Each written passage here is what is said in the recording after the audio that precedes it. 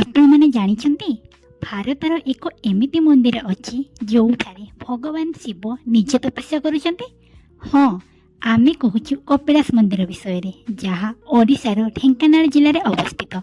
ଏହା ଓଡ଼ିଶା ରାଜ୍ୟର ଢେଙ୍କାନାଳ ସହରର ଉତ୍ତର ପୂର୍ବ ଦିଗରେ ଅବସ୍ଥିତ। ଏହାକୁ ଶିବଙ୍କର ଦ୍ୱିତୀୟ କୈଳାସ ବୋଲି ମଧ୍ୟ କୁହାଯାଏ। ମତରେ ଦେବତାମାନେ ଏଠାରେ ସଭା କରୁଥିବାର ମଧ୍ୟ ପୁରାଣରୁ ଜଣାଯାଏ। 1240 ଖ୍ରୀଷ୍ଟାବ୍ଦରେ ଗଙ୍ଗବଂଶୀୟ ରାଜା ନରସିଂହ ଦେବ ଏହି ମନ୍ଦିର ନିର୍ମାଣ କରିଥିଲେ।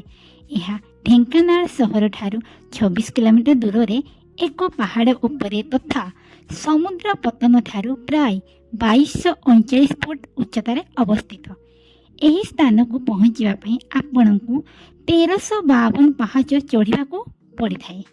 ଏହି ସ୍ଥାନଟି ପ୍ରାଚୀନ କାଳରେ କପିଳ ମୁନିଙ୍କ ଆଶ୍ରମ ଥିଲା ବୋଲି ବିଶ୍ୱାସ କରାଯାଏ ଏବଂ ଯାହା ପରବର୍ତ୍ତୀ ସମୟରେ କପିଳାସ ନାମରେ ପରିଚିତ।